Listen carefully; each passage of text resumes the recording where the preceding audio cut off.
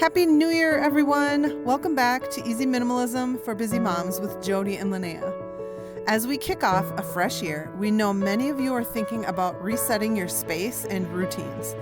That's why we're revisiting one of our favorite episodes all about New Year's resolutions and decluttering.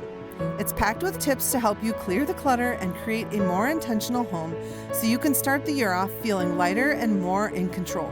So let's jump in. In today's episode, we're going to be talking about minimalism and your finances.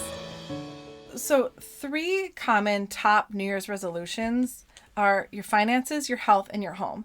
Last week, we talked about your home. So this week, we're going to talk about your finances. So maybe we spent a little bit too much around the holidays. Yep. Maybe our credit cards have a high balance. Or we used up all of our cash. It's pretty common for people to have a New Year's resolution of getting their finances in order. The problem is that they say 80% of people fail with their New Year's resolutions. Yep. So in order to make great progress, it's important to be consistent. So right away, I just want to mention that we have a quick start guide on our website, 123minimize.com. In the quick start guide, we have 6 main tips of how to get started. One of them is stop buying non-consumable things for a period of time. So reducing spending really exercises your not spending muscle, your self-control with finances. Yep. And especially coming off a part of the year where it's our giving time of the year. Right. And so spending usually does increase because we're just giving to people we love. So being able to stop that is a little bit hard because once you're in that mode, it's common to just keep going in that mode. So setting a time, and it could be one day a week where you don't spend money. Right. It could be a month where you don't spend anything that's not food. Right. Or gas, right? You don't buy anything that's not food or gas. So sometimes people are like, we're not going to eat out for a while or buy coffee out of the house. Anything to start working that muscle of self-control really will help bring your finances in order. Right. So one thing that's helped my family is my husband and I sit down at the beginning of the year and we write out our goals for the year. Financial goals specifically. Right. So previous year's goals have been to max out our Roth IRA, which, when you're raising 4 kids, that's a little bit harder than it sounds sometimes. Also, a goal has been to put some money in educational accounts for our kids. And then we have other goals always, like maybe paying off something or paying our mortgage a few months ahead. Or maybe a trip that we want to take, like budgeting for a trip and to make family memories. So whatever it is, other years ago, it was paying off credit card debt, paying off our furnace, paying off a car. We try to set a goal. And what I honestly do is I type it up and I put it on the wall. And it's right there in my face all the time. Like a vision board? Like a vision board, right? Yeah. And so I can go, okay, am I sticking to kind of, where am I? Because a big part of failing at resolutions, I think, is not having it in your face. Yes, And absolutely. so you kind of what am I doing? Oh, it doesn't matter. Right. But for us, the financial goals are usually larger. Maybe it's replacing a vehicle. And so then you think, okay, I need this much money because we try not to have loans on our vehicles. And so let's say you have to save up maybe $20,000, which is, of course, a used vehicle right now. And then you think if you divide that by 12, it's a substantial amount of money that you're putting away every month. Right. But if you don't make that goal, you're really probably not going to make progress. And you're going to either end up with a vehicle that's breaking down or an auto loan. Yeah. And with interest rates like they are right now, I prefer not to do an auto loan. Yeah. But, for other people, that's fine and they're okay with it. And that's awesome. Yeah. We used to be in a lot of debt and it did take a lot of effort to pay it off. And we just, for our own family, we don't want to go down that path if we don't have to. Right. I agree. Same for us. And I love what you said about the posting it out so you can see it like a vision board. I think that's hugely important, especially early February when you're starting to kind of forget, why did it matter to me? What was the goal even? And maybe it's uncomfortable or it is hard because maybe you're giving up something else to be able to achieve that goal. And you need to have that in front of you so that you can remind yourself every day why it's important to you, why you made that goal in the first place, and to guide the decisions that you make. Because otherwise you are just going to default to what you want to do in that moment and not the end result that you actually really wanted. So I love vision boards. I love putting visuals to it. It's so fun. Like if you're saving for a vacation, you put a picture of where you want to go up there. And you could even go as far as to, like, if it has people in it, print out your family photo and cut out your faces and paste those on so you can see yourself in that place. Yeah.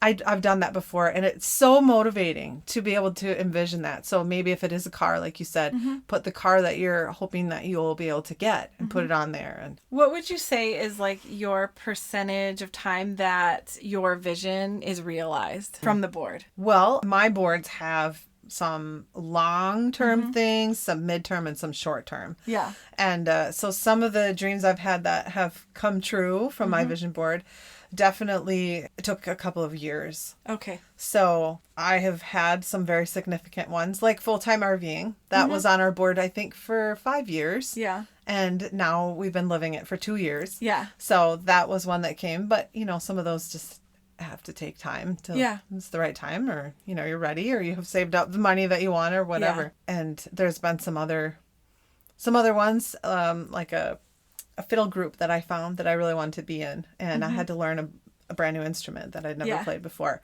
and that one also took a while because it took time for me to learn and take lessons. And so but I do have shorter ones that are usually like financial goals that I will focus on for the year. Yeah. So percentage, maybe 20% per year, but some of those are multi-year goals. Right. So, but, I always view a goal as the purpose of the goal or the vision is to start pointing yourself in that direction of life. Yeah. And oftentimes it's more about the journey to get there, not so much the end result. Yeah. So if you never set a goal, then you won't even get anywhere, right? But let's say you set a goal to save $20,000 for a car. Maybe you get half of the way there. Yeah. But would you have gotten there if you didn't put that on your vision board? You didn't set that goal. Right. If you didn't set out to Probably do that. not. Right. So instead of looking at it as like a failed or missed goal, look at what's the difference. Like I could have had 0, but now I've got 10,000. Right. Right. So the purpose of the vision board is just to steer you into making the choices that will start you on that path to that goal. Yeah. One thing I did years ago, probably 14, 15 years ago, was we were desperately trying to get out of debt. We had a lot of student loans, car loan. I can't even remember everything, but it was a bunch of high interest stuff too. Yeah. And I did something like I created clutter in order to help myself want to remove the clutter. And it really worked, right? Because it was like 2 goals. So I did like the paper loops, where you cut strips of paper and then you tape them, make a loop, and like you would do in preschool or something, right? And I strung it up on my wall. Okay. And so then every time I paid off a certain dollar amount, I took 1 loop off. Nice. So it was this like nagging mess on my wall as decor. Yeah, I put it in my bedroom. So I wasn't like having the whole everybody involved in my personal finances, but it was up for years. I even moved it to a different house at one point. But it really was motivating because every time I was like, oh, I could buy that. I'm like, but I could remove a loop. Wow. I want that gone. And I've heard of people doing that, like with other types of goals. Maybe it's a fitness goal or something. But they put like as stones and move it from one jar to the other. And to me, you're not really getting rid of anything. Like I wanted something I could take down and ceremoniously throw away. Yeah. Not like a new jar of clutter. And so that really kept me focused. And we, at that time, did not have like great income. And so really getting that debt paid off was hard. Yeah. Like I had to be creative, pick up extra work. My husband worked extra hours. Like we had to really hustle for it. And it was good because we consistently made progress over years. So it wasn't anything extreme where we did anything like never saw each other, but it was consistent progress where we didn't forget about it. Wow. We also learned so much to help us not get back into debt. Right. Because that's the thing, right? If it's too quick, sometimes it's easy to go right back. Sure. You didn't really learn a lesson. Yeah. There wasn't consistent habits created. Exactly. Yeah. So it's okay if things take time. Yep. It really helps us to not boomerang back in the other direction. Yes. And that totally applies with minimalism. Yeah, go slow. If you're starting on a new journey, maybe you're like gangbusters and you just want to get through your whole house in the month of January. Yeah. Maybe you can. Yeah. But if you don't also create habits that you practice every day or every week, your house is just going to fill back up and you're just going to... By June, you'll be back and you'll say, it's easy to say minimalism didn't work for me. Right. Or anything, any habit we want to do. Yep. I do that. I've done that where I'm like, oh, that was too hard. And but then I'm like, am I realistic about that I gave it a really good go? Right. Or did I just like weightlifting? Talk about that. Go to the gym. I'm lifting weights that are too hard. I'm super sore and I'm like, oh, I can't do it. Well, did I go slow? Did I get advice? Did I surround myself with people that know about the topic? Probably not. Right. So I'm not really going to say, I gave exercise a try and now I'm not going to do it anymore. Yeah, right. You know? Right. Mm-hmm. So I think being realistic. Yeah. And setting small goals. Yes. And like just doing a little bit here and there and start to exercise. Yes. That minimalism muscle. Right. We also have a minimalism spending habits guide on our website, 123minimize.com. You can download that and put it somewhere where you can see it, or, you can save it as a background to your phone or something where you're going to look at it when you're shopping. But it has some things to consider, 3 steps. So the first step is use what you have, make it without buying anything, or borrow it from a friend. And so let's say you need something and maybe step 1 takes care of your need. Right. So you just need to borrow something or whatever. Step 2 is buy used from the Facebook Marketplace or a thrift store. Or there's so many other websites as well that have used stuff. So that usually is a little less expensive. And so I would say that's step number 2. Step number 3 is buy new. But remember that everything you buy has to be maintained, which will take more of your future time and money. So an example of that is a paint sprayer. Like we were painting the basement and we bought a paint sprayer at one point. The maintenance on that, you can't just like use it and then set it off. You have to clean it and take care of it, read the instruction manual, and then you have to store it. And so we ended up selling it on a Facebook Marketplace, and somebody got a good deal. A contractor got a good deal on a paint sprayer. But I realized that maybe it's something we should have rented because we would have cut out all the effort that we put into selling it, maintaining it. Right. It was something that we did need, but it wasn't something that we permanently needed. I mean, we don't paint houses a ton.